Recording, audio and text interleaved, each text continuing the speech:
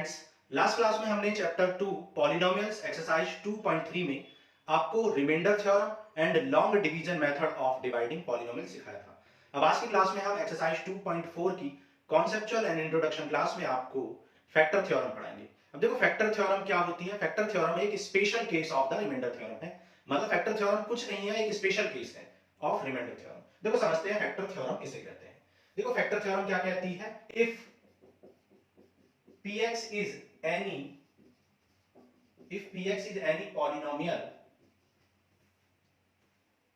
of degree greater than or equal to 1 and a is any real number, अगर p कोई भी polynomial हो जिसकी डिग्री क्या है 1 या 1 से ज्यादा है एंड a कोई भी रियल नंबर है देन तो first conclusion and second conclusion. तो फैक्टर थ्योरम दो बात कहती है, ठीक है। अगर px कोई भी पॉलिनोमियल है जिसकी डिग्री ग्रेटर देन और इक्वल टू 1 है और a कोई भी रियल नंबर है, देन फैक्टर थ्योरम कहती है कि if p of a equal to 0, अगर p ऑफ a मतलब a पर पॉलिनोमियल की वैल्यू अगर 0 हो जाए, then x minus a is always factor of px, ठीक है। मतलब a कोई भी रियल नंबर है और उस रियल नंबर पे गिवन पॉलिनोमियल की वैल्यू 0 आ जाए, तब आप क्या कहते हैं x माइनस 1 एक फैक्टर है। अब गिवन पॉलिनोमियल की वैल्यू 0 आने का मतलब क्या है, अभी आपको समझाया था रिमाइंडर थ्योरम में क्या, कि रिमाइंडर थ्योरम कहती है कि p ऑफ a किसके इक्वल होता है, रिमाइंडर के इक्वल होता है। तो मतलब आप इनडायरेक्टली ये भी कह सकते हैं कि अगर रिमाइंडर 0 हो जाए, इनडायरेक्टली ये भी कह सकते हैं कि अगर रिमाइंडर 0 हो जाए तो x माइनस a क्या होता है, फैक्टर होता है। रिमाइंडर 0 मतलब a पर रिमाइंडर 0 हो जाए, यानी p ऑफ a की वैल्यू 0 हो जाए तो x माइनस a फैक्टर होता है। और सेकंड पार्ट इसी का वाइस वर्सा है। सेकंड पार्ट कहता है कि if x minus a is factor, अगर x माइनस a फैक्टर है तो p ऑफ a हमेशा 0 होगा। दोनों वाइस वर्सा है कि अगर x माइनस a फैक्टर है तो p ऑफ a की वैल्यू क्या आ जाएगी, 0, मतलब रिमाइंडर 0 आ जाएगा। और अगर रिमाइंडर 0 है मतलब p ऑफ a 0 है तो x माइनस a हमेशा क्या हो जाएगा, फैक्टर हो जाएगा गिवन पॉलिनोमियल का। अगर रिमाइंडर थ्योरम आपने नहीं देखी तो पहले देखें तो ज्यादा बेटर समझ में आएगा। तो रिमाइंडर थ्योरम क्या कहती थी, रिमाइंडर थ्योरम कहती थी कि p ऑफ a हमेशा आपको एक रिमाइंडर दे देता है जहां px एक पॉलिनोमियल है और a एक रियल नंबर है, ठीक है। और यहां पर क्या कह रहा है, अगर pa 0 हो जाए मतलब रिमाइंडर 0 हो जाए, अगर रिमाइंडर 0 हो जाए a पर तो x माइनस a क्या होता है, फैक्टर होता है। और इसके वाइस वर्सा अगर x माइनस a फैक्टर है तो p ऑफ a की वैल्यू हमेशा 0 होती है, ठीक है। तो ये कहती है फैक्टर थ्योरम। समझ आ गया आपको। अब देखो एग्जांपल के थ्रू समझते हैं इस बात को। जैसे हमने एक एग्जांपल लिया और एग्जांपल लिया मान लो x प्लस 1 और इस x प्लस 1 को डिवाइड करना है किससे, किसको डिवाइड करना है, x square plus 2x plus 1 को, ठीक है। इस x प्लस 1 से डिवाइड करना है गिवन पॉलिनोमियल को और गिवन पॉलिनोमियल को हम px लेट करते हैं। तो यहां पर px कितना है, x square plus 2x plus 1, divisor को हम gx लेट करते हैं। तो ये आपका क्या है, डिविडेंड है, ये आपका क्या है, डिवाइजर है। जैसा कि स्टेटमेंट में बोला था पॉलिनोमियल की डिग्री हमेशा 1 या 1 से ज्यादा होनी चाहिए। ऐसा क्यों बोला था ये हमने रिमाइंडर थ्योरम में बताया था। ऐसा इसलिए बोला गया है कि ग्रेटर देन और इक्वल टू 1 है डिग्री पॉलिनोमियल की। क्यों बोला गया है, इसलिए बोला गया है क्योंकि डिवाइजर से मतलब जिससे आप डिवाइड कर रहे हो उससे डिग्री हमेशा ज्यादा होनी चाहिए। और क्योंकि हम डिवाइजर यहां पर क्या ले रहे हैं, x माइनस 1 यानी 1 डिग्री का डिवाइजर ले रहे हैं, ठीक है। तो 1 डिग्री का डिवाइजर जब आप ले रहे हो तो कम से कम पॉलिनोमियल भी तो 1 डिग्री का हो या उससे ज्यादा का हो, तभी तो डिवाइड कर पाओगे। इसलिए हमेशा हमने division algorithm in chapter number 1 में आपको बताया था कि जो डिविडेंड होता है उसकी डिग्री हमेशा ग्रेटर देन और इक्वल टू डिवाइजर होती है। तो इसलिए डिवाइजर की डिग्री क्योंकि यहां पर 1 है तो इसलिए डिविडेंड की डिग्री 1 या 1 से ज्यादा लेनी पड़ रही है। समझ आ गया क्यों ऐसा बोला गया, ठीक है। अब यहां पर डिवाइड करेंगे तो क्या सिखाया था आपको, फर्स्ट टर्म ऑफ डिविडेंड को फर्स्ट टर्म ऑफ डिवाइजर से डिवाइड कर लेते हैं रफ में। तो डिवाइड करोगे तो क्या आ जाएगा, x ही आपका फर्स्ट टर्म ऑफ कोशेंट आ जाएगा। x into x क्या आ जाएगा, x स्क्वायर, x into 1 क्या आ जाएगा, x आ जाएगा। साइन चेंज कर दो, ये हो गया cancel, 2x minus x, x plus 1। अब क्या होता है, अब ये जो रिमाइंडर आया है ये क्या न्यू डिविडेंड का काम करेगा। न्यू डिविडेंड का फर्स्ट टर्म क्या है, x है। डिवाइजर का फर्स्ट टर्म क्या है, x। x से x को डिवाइड किया, क्या आ गया 1। अब ये जो 1 आया है ये second term of the quotient हो जाएगा। अब क्या करोगे, 1 into x x आ जाएगा 1 इंटू 1, ये सारी चीजें आपको लॉन्ग डिवीजन में सिखाई थी, तो ये आ गया 0।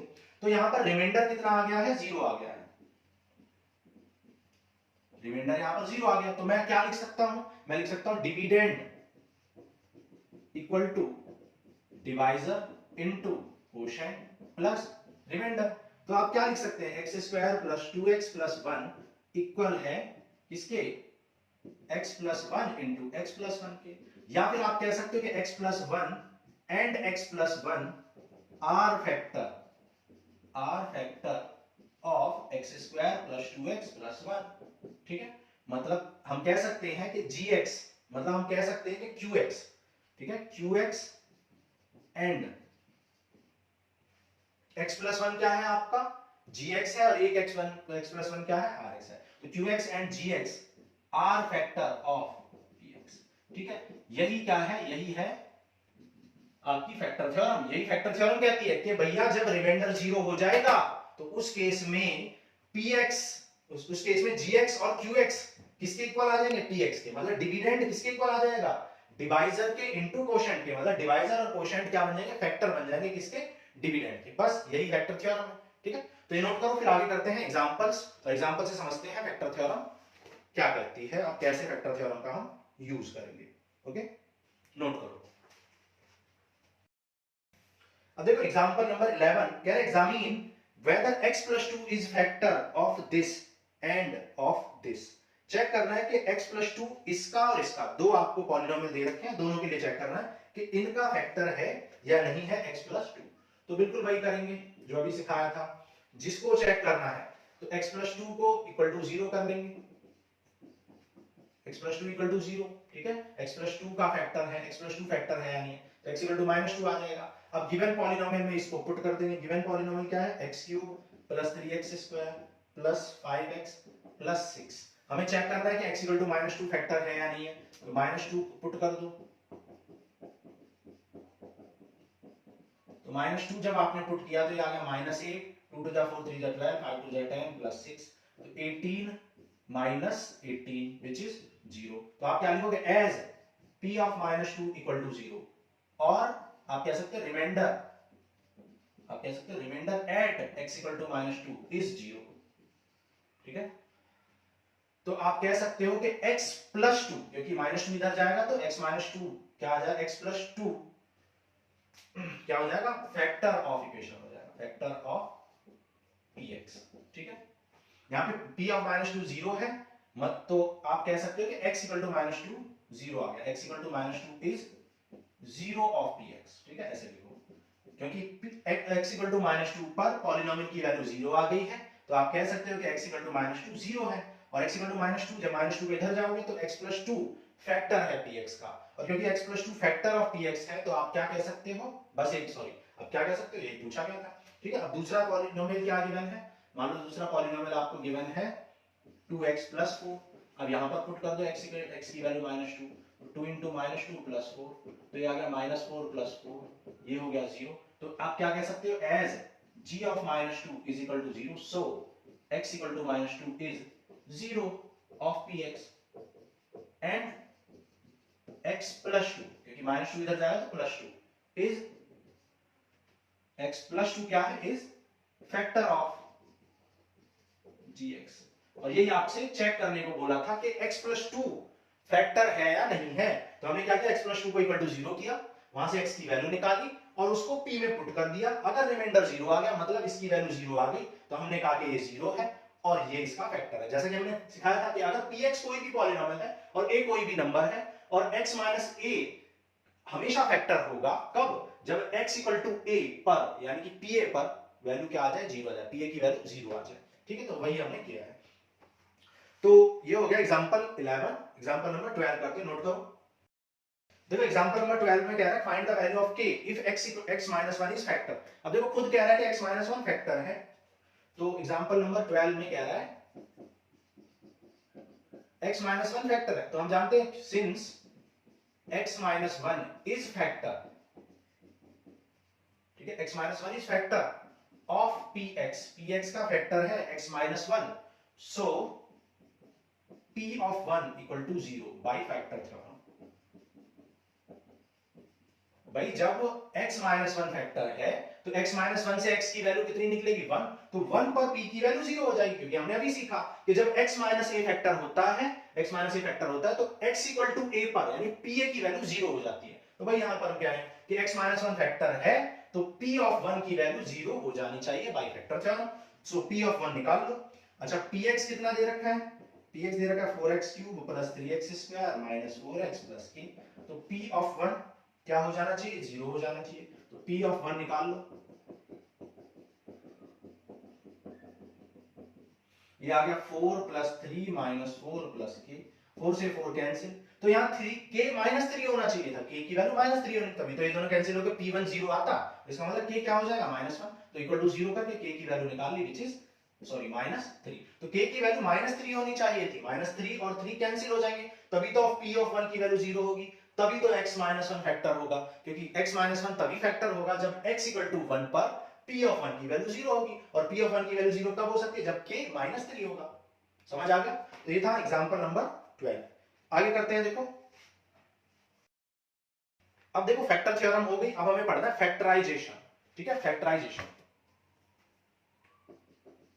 तो factorization of quadratic polynomial.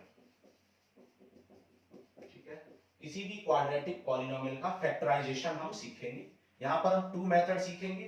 First सीखेंगे bye splitting the middle term, splitting the middle term, और सेकंड मेथड हमें सीखना है by factor theorem, by factor theorem. ठीक है, 2 मेथड से हम सीखेंगे। ओके, तो पहले हम कॉन्सेप्ट समझते हैं, फिर हम एग्जांपल के थ्रू क्लियर करेंगे क्या हमने सीखा है। तो मान लो कि हमने एक let ax square plus bx, या फिर आप ऐसा कहो let x square plus lx plus m is any quadratic equation, quadratic equation. ठीक है, यहां पर इक्वेशन ही पॉलिनोमियल, इक्वेशन कब होती है, जब इक्वल टू में कुछ गिवन हो।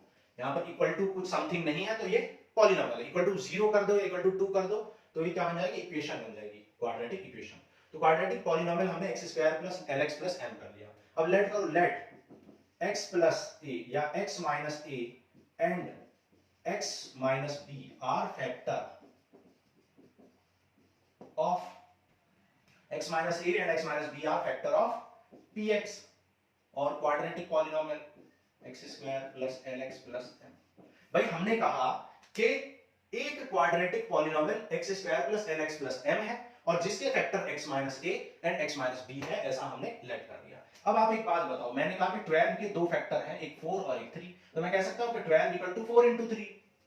तो बस यहां पर भी मैं क्या कह सकता हूं, x square plus lx plus m equal to क्या आ जाएगा, x minus a into x minus b, क्योंकि x माइनस a फैक्टर है और x माइनस b भी फैक्टर है, so x minus a into x minus b किसके equal होगा, गिवन क्वाड्रेटिक पॉलिनोमियल के इक्वल होगा, जैसा कि हमने आपको बताया। ठीक है, नाउ अब क्या करोगे, अब इसको सॉल्व करते हैं, देखते हैं क्या कंक्लूजन निकलता है। x square into b minus bx, x a into x minus ax, a into b minus ab। ठीक है, नाउ अब देखो यहां पर पहले हम x प्लस a और x प्लस b ले लेते हैं, जिससे कि माइनस से हमें, माइनस के टर्म से हमें कम समझ में आएगा, पॉजिटिव से सीखने की कोशिश करते हैं। अब देखो क्या करोगे, x square plus lx plus m, x square plus a plus b into x plus ab। अब क्या करोगे, now comparing the coefficient, now comparing the coefficients of same power of x। ठीक है, x की सेम पावर के coefficients को क्या कर लेंगे, कंपेयर कर लेंगे। तो यहाँ x स्क्वायर का कोफिशिएंट 1 है, यहाँ भी 1 है, कोई परेशानी नहीं है। यहाँ पे x का कोफिशिएंट क्या है, l, और यहाँ पे x का कोफिशिएंट क्या है, a प्लस b। कोफिशिएंट आपको बताया था 2.1 में, कोफिशिएंट मतलब जो नंबर मल्टीप्लाई में है, a प्लस b। और यहाँ पर देखो m कांस्टेंट है, मतलब x पावर 0 का कोफिशिएंट, और यहाँ x पावर 0 का कोफिशिएंट कितना है, a भी है। ठीक है, तो हमने यहाँ पर देखा कि l मतलब अगर एक given quadratic polynomial x square plus lx plus m है, तो हमने देखा कि और x प्लस a और x प्लस b वेक्टर है, तो x plus a x plus b तभी फैक्टर हो सकते हैं जब l की वैल्यू a प्लस b के इक्वल हो और m की वैल्यू a इंटू b के इक्वल हो। मतलब आपको m ऐसा, मतलब आपको फैक्टर निकालने के लिए यानी a और b निकालने के लिए आपको a और b की ऐसी वैल्यू ढूंढनी पड़ेगी कि m किसके इक्वल हो जाए, a इंटू b के इक्वल हो जाए, l यानी कि ये वाला जो मिडिल टर्म है ये स्प्लिट हो जाए a प्लस b में। ठीक है, तो इसी को हम बोलते हैं method of splitting the middle term. ठीक है, method of factorisation of splitting middle term को स्प्लिट करते हैं इस मेथड में। मुझे पता है आपको थोड़ा कम समझ में आया होगा, लेकिन अभी एक एग्जांपल के थ्रू समझेंगे तो आपको सब कुछ समझ में आ जाएगा अच्छे से। देखो कैसे, एक एग्जांपल लेते हैं। मान लो हमने एक एग्जांपल लिया, इजी एग्जांपल ले लेते हैं, x square plus 5x plus 6। x square plus 5x plus 6 हमने क्या ले लिया, एक क्वाड्रेटिक पॉलिनोमियल लेट कर लिया। ठीक है, अब ये जो क्वाड्रेटिक पॉलिनोमियल है, इस क्वाड्रेटिक पॉलिनोमियल में l की वैल्यू क्या है, 5 है। यहां l की वैल्यू क्या है, 5 है, और m की वैल्यू क्या है, 6 है। हम क्या चाहते हैं कि हमें फैक्टर मिल जाए, तो लेट करेंगे, let x plus a and x plus b are factor. ठीक है, और x plus a x plus b factor हैं, तो आप कह सकते हो कि x square plus 5x plus 6 equal होगा x plus a into x plus b के। ठीक है, सो यहां पर x square plus 5x plus 6 equal हो जाएगा x square plus ax plus bx plus ab के। मतलब x square plus 5x plus 6 equal होगा x square plus a plus b into x plus a into b के। मतलब अगर मुझे x square plus 5x plus 6 के factor निकालने हैं तो मुझे 5 को ऐसे ब्रेक करना पड़ेगा, क्योंकि फैक्टर हमने क्या लेट किया है, x प्लस a और x प्लस b। तो a और b जब तक पता नहीं चलेंगे फैक्टर नहीं पता चलेंगे। तो a और b कैसे होना चाहिए, a plus b equal to क्या होना चाहिए, 5 होना चाहिए, और a इंटू b कितना होना चाहिए, 6 होना चाहिए।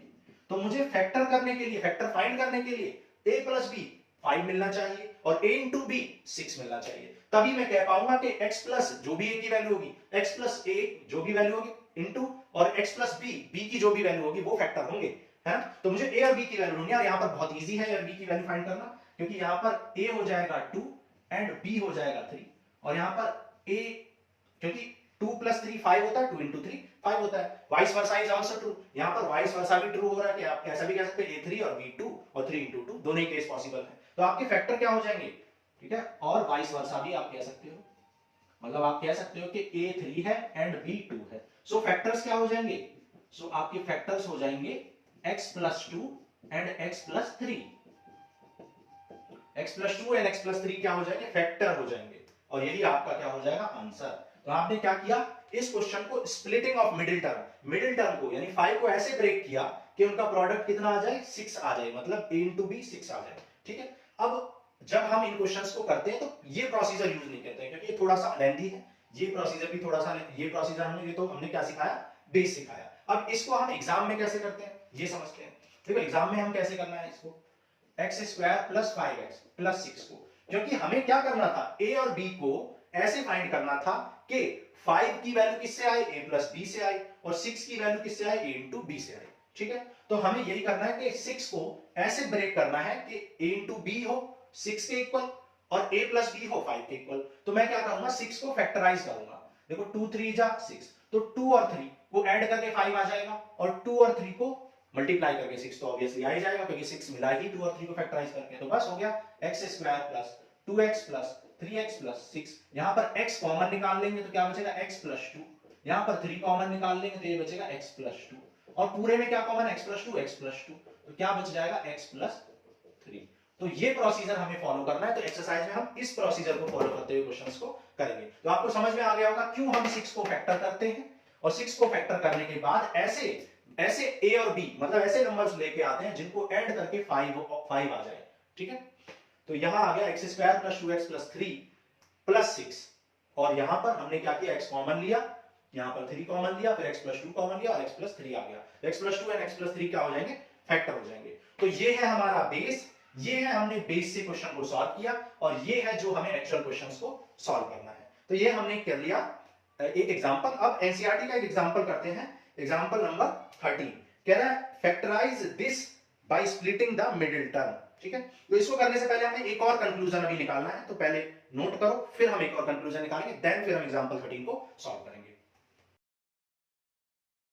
ठीक है, देखो अब अभी हमने जो एक्सप्रेशन लेट किया था वो क्या किया था, x square plus l x plus m, हमने जो क्वाड्रेटिक पॉलिनोमियल लेट किया था। अब हम एक स्टैंडर्ड क्वाड्रेटिक पॉलिनोमियल लेट करते हैं, let a x square plus b x plus c is quadratic polynomial.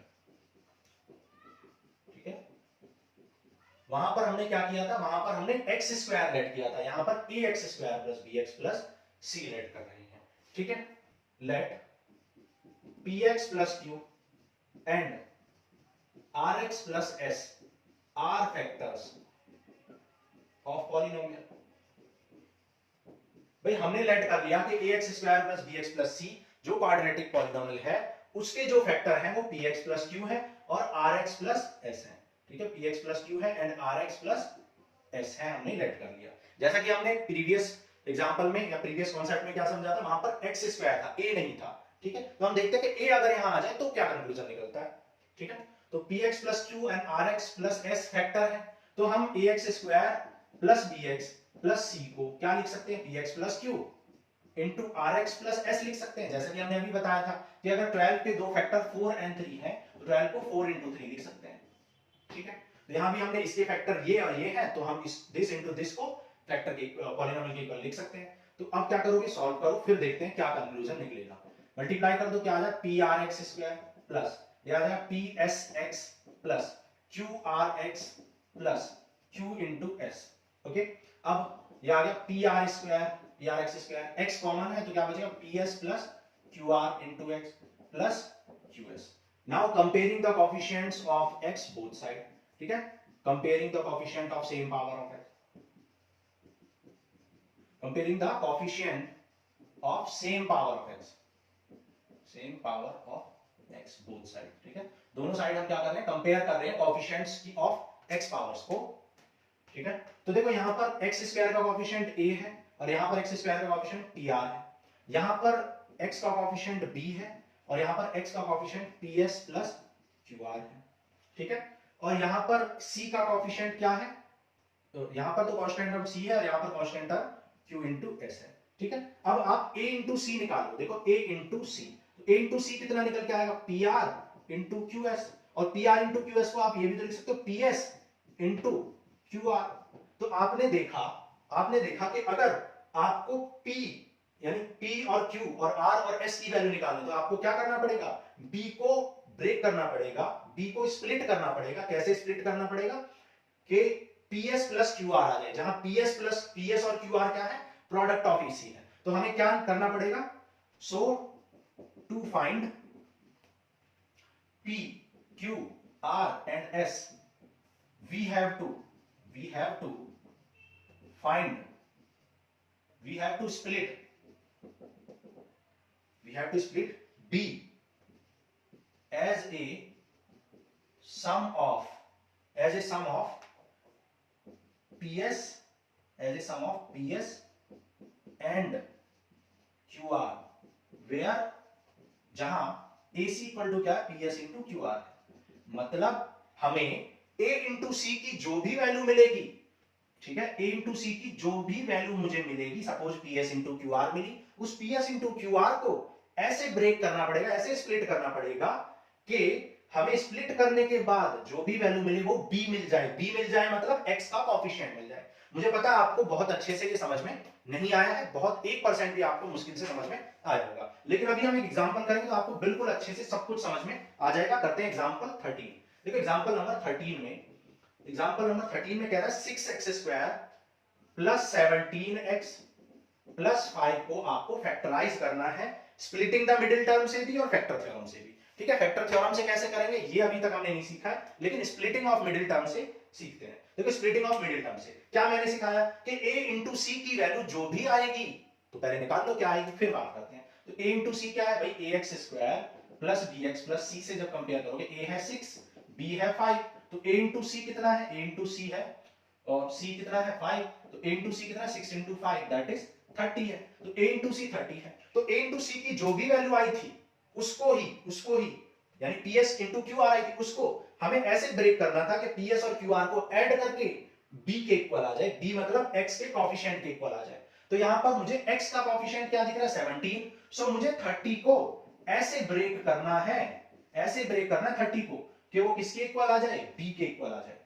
वो B के इक्वल नहीं आ जाए, उसका सम B के इक्वल आ जाए। ऐसे स्प्लिट करना है कि उनका सम B के इक्वल आ जाए।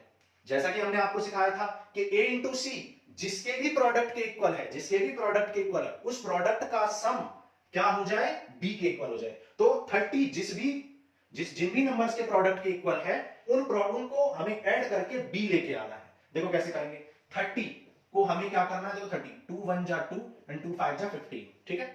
तो क्या 15 और 2 को ऐड करके 17 आ जाएगा, बिल्कुल आ जाएगा। इसका मतलब ये है 2 और ये है 15, ठीक है। तो यहां पर लिखेंगे 2 और यहां पर लिखेंगे 15। तो हमने B को स्प्लिट कर लिया किस टर्म में, उन टर्म्स में जो कि 30 के फैक्टर हैं। मतलब 30 को ऐसे फैक्टर किया कि उनका सम मुझे B दे दे, यानी 17 दे दे। तो ये बात आपको समझ में आ गई होगी बिल्कुल अच्छे से, ठीक है। एक और एग्जांपल करेंगे, पहले इसको कर लेते हैं। तो हमने सब क्या करते हैं, स्प्लिट कर लिया। अब स्प्लिट करने के बाद क्या करोगे, बस क्वेश्चन हो जाएगा 6x² प्लस 17x प्लस 5। तो क्या मिला मुझे split term 2x and 15x, मतलब 2 एंड 15। तो 17 को क्या लिखोगे, 2 प्लस 15 प्लस 5। तो ये आ जाए 6x² plus 2x plus 15x plus 5। यहां पर 2 कॉमन है, x भी कॉमन है, तो 2 3 जा 6, 2 1 जा 2। यहां पर 5 कॉमन है, 5 3 जा 15 एंड 5 1 जा 5। तो 3x प्लस 1 क्या आ जाएगा, 2x।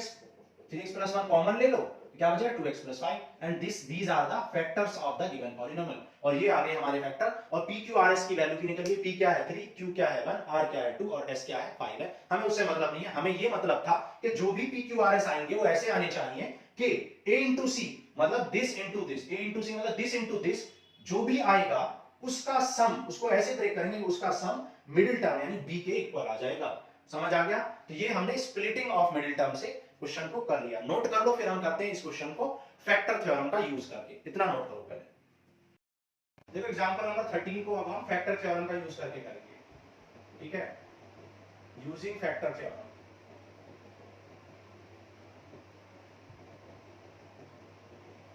ठीक है, फैक्टर थ्योरम का यूज करते हैं। तो देखो फैक्टर थ्योरम का यूज करने के लिए सबसे पहले क्या करेंगे, 6 कॉमन ले लो, x² प्लस 17/6x प्लस 5/6, ठीक है। 6x² प्लस 17x प्लस 5 में हमने क्या कर लिया, 6 ले लिया कॉमन। क्या बचेगा, x² plus 17/6x plus 5/6। Now let करोगे x plus a and x plus b क्या है, फैक्टर ऑफ द इक्वेशन। अब x प्लस a और x प्लस b क्योंकि इसके फैक्टर हैं, तो आप क्या लिख सकते हो, 6 into x plus a into x plus b लिख सकते हो, ठीक है। तो जब आप इसको मल्टीप्लाई करोगे तो आपको क्या मिलेगा, यहां पर मिलेगा x² plus ax plus bx plus ab। तो ab की वैल्यू अगर आप कंपेयर करोगे तो ab इक्वल टू 5/6 है।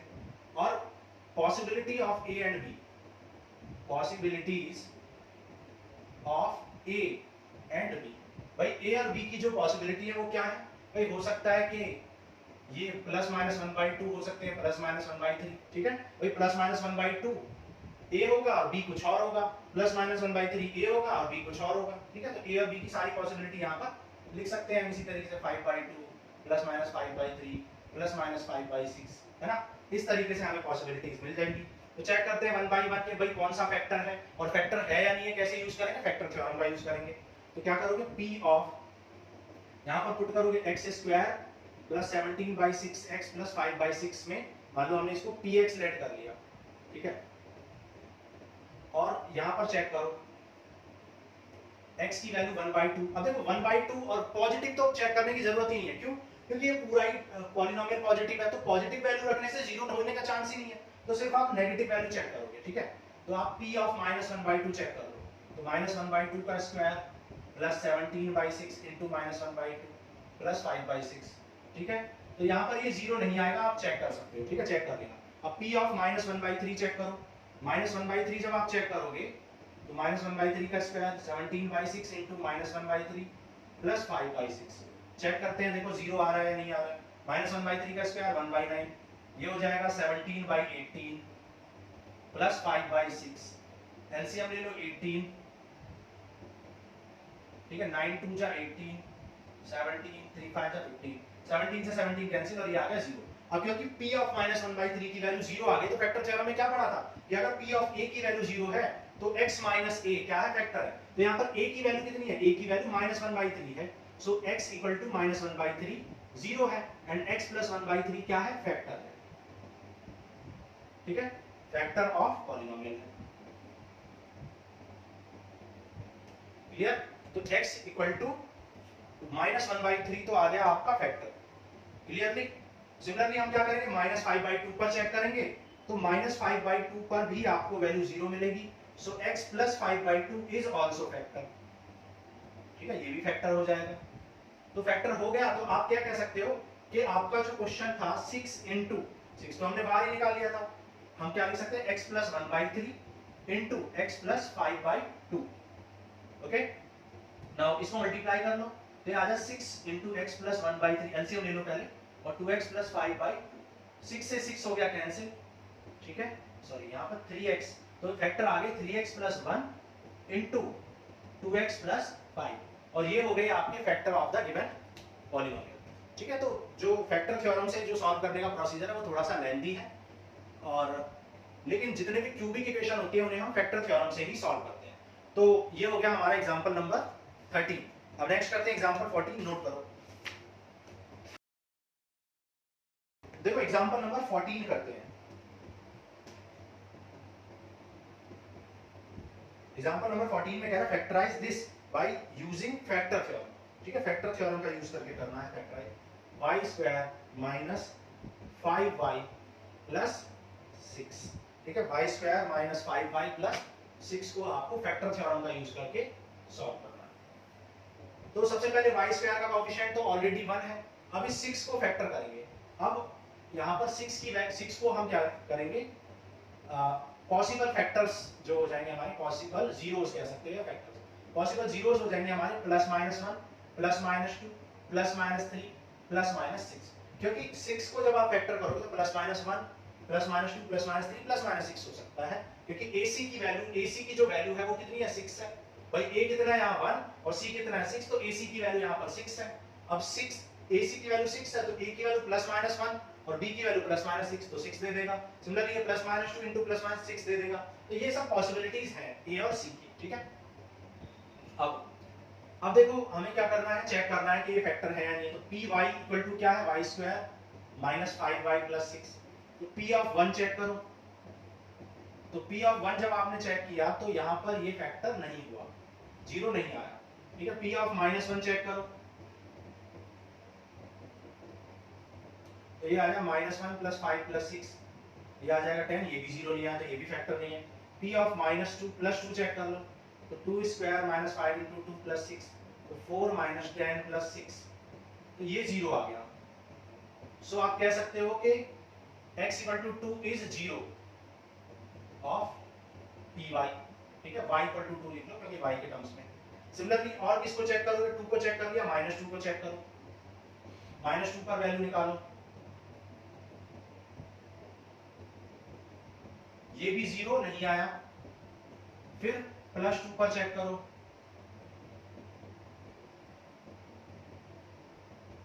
ये आपका 0, अच्छा सॉरी +2 पर तो हम ऑलरेडी चेक कर चुके हैं, वो 0 आ चुका था, ठीक है। अब 3 पर चेक करो तो 3 3 9 15 प्लस 6, तो ये आ गया 0, ठीक है। तो आप कह सकते हो x equal to 3 y equal to 3, क्योंकि y के टर्म्स में y equal to 3 is also 0 of py।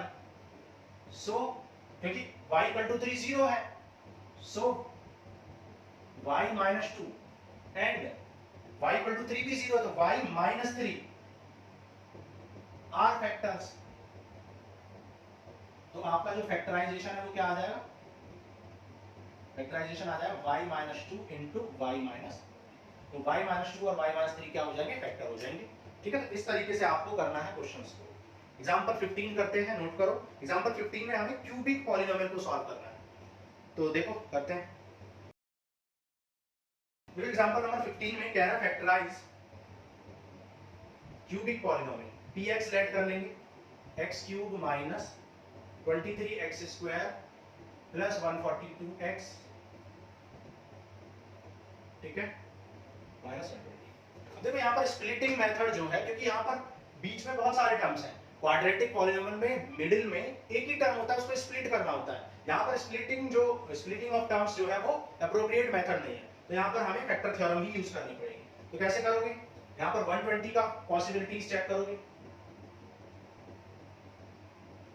Possible factors कह सकते हो या पॉसिबल जीरोस कह सकते हो, और पॉसिबल वैल्यू क्या आ जाए, plus minus 1, plus minus 2, plus minus 3, plus minus 4, plus minus 5, plus minus 6। 7 से ये डिविजिबल नहीं होता है 120, ठीक है, तो 7 नहीं लिखेंगे। 8 से होता है तो प्लस माइनस 8, 9 से भी नहीं होता है, ठीक है, एंड सो ऑन। इस तरीके से हम बहुत सारे लिख सकते हैं। अब वन बाय वन चेक करते हैं। पॉसिबिलिटी होती है कि 1 2 तक ही मिल जाता है, रेयरली होता है कि काफी लेट हमें मिलता है, 8 9 तक जाना मुश्किल से पड़ता है, ठीक है। तो देखो p1 की वैल्यू निकालेंगे तो 1 cube minus 23 into 1 square plus 142 into 1 minus 120, तो 1 माइनस 23 प्लस 142 माइनस 120, तो ये आ गया 143 माइनस 143, तो p1 इक्वल टू 0 आ गया। So as p1 is equal to 0, so x equal to 1 is 0 and x minus 1 is factor of px। अब x minus 1 factor है, अब बाकी फैक्टर निकालने बहुत लेंथी प्रोसेस हो जाएगा, क्योंकि एक फैक्टर तो मुझे मिल गया, अब बाकी जो बचे हुए फैक्टर हैं वो पता नहीं 120 तक कहां मिलेंगे, हम नहीं सोच सकते हैं। तो इसलिए बाकी बचे हुए फैक्टर्स को निकालने के लिए हम क्या करेंगे, x माइनस 1 से गिवन पॉलिनोमियल को डिवाइड कर देंगे। कैसे भाई, मान लो एक 12 एक नंबर है, उसका एक फैक्टर मैंने आपको दे दिया 2, तो बाकी बचे हुए फैक्टर आप कैसे निकालोगे, बाकी बचे हुए फैक्टर आप 2 से उस पॉलिनोमियल को डिवाइड कर दोगे और बाकी बचे हुए फैक्टर 6 को ब्रेक करके निकल जाएंगे। बस वही यहां पर करना है, x माइनस 1 से इस गिवन पॉलिनोमियल को डिवाइड कर देंगे और जो भी रिजल्ट आएगा उससे बाकी फैक्टर निकाल लेंगे। देखो कैसे करेंगे। सबसे पहले x क्यूब लेके आना है, तो x से x क्यूब को डिवाइड करो, x स्क्वायर आएगा, x स्क्वायर से करो x square into 1, x cube minus x square, sign change कर दो, कैंसिल, ये आ जाएगा 22x स्क्वायर प्लस 142x, ठीक है। फिर माइनस 22 से कर दो, माइनस 22 इनटू x की भी जरूरत पड़ेगी, minus 22 into x, minus 22x square, minus 22 into 1 plus 22x, ये साइन चेंज करोगे तो ये कैंसिल, यहाँ पे आ जाएगा 130x, ठीक है, 120x सॉरी, माइनस 120 बचा हुआ है। अब यहाँ पर किससे करोगे, 120 से, 120 इनटू x कितना हो जाएगा 120x, 120 इनटू 1 कितना हो जाएगा 120, ये साइन चेंज करने से हो जाएंगे कैंसिल, रिमाइंडर आ गया 0, ठीक है। आना भी चाहिए था क्योंकि x माइनस 1 फैक्टर था, तो ये कंप्लीटली डिवाइड करेगा। अब बाय डिवीजन एल्गोरिथम,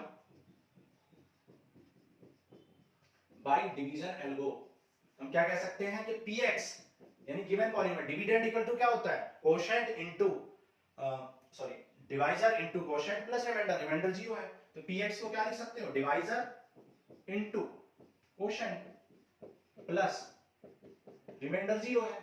अब x माइनस 1 तो ऑलरेडी एक फैक्टर आ चुका है और बचे हुए फैक्टर यहां से निकल जाएंगे, x square minus 22x plus 120 से, तो वो कैसे निकलेंगे, स्प्लिटिंग द टर्म से कर लो, ठीक है, 2 6 जा क्या 60 और 2 को ऐड करके, क्योंकि यहाँ पॉजिटिव, जब यहाँ पॉजिटिव साइन होता है तो ऐड करके लेके आते हैं, जब नेगेटिव साइन होता है तो सब्ट्रैक्ट करके, ठीक है, ये ध्यान रखना है। तो यहाँ पर 2 6 जा, ये हो जाएगा 2 3 जा और 15, ठीक है, और देखो 2 2 जा 4 2 जा 8 और 15 23 होता है, 22 लाना नहीं आया, 3 5 जा, तो देखो कैसे करोगे, 3 5 2 जा 10 और 3 2 जा 6 2 जा 12, 10 और 12 क्या होता है 22, तो 10x माइनस 12x प्लस 120, ठीक है, x माइनस 1, x कॉमन है तो क्या बचेगा x माइनस 10, 12 कॉमन है तो क्या बचेगा x minus 10, x minus 10 common ले लो, क्या बच जाएगा अंदर x माइनस 12, और ये हो जाएंगे आपके factor of the given polynomial. So यहाँ पर हमने फैक्टर थ्योरम का यूज करके और स्प्लिटिंग टर्म का यूज करके भी क्वेश्चन को सॉल्व किया। So this ends with your introduction and conceptual class of exercise 2.4। अब नेक्स्ट क्लास में हम एक्सरसाइज 2.4 को सॉल्व करेंगे और वहां पर जो एक्चुअल मेथड यूज होते हैं सॉल्व करने के लिए उसको ज्यादा प्रेफरेंस देंगे, ठीक है। सो आज के लिए इतना ही, थैंक यू।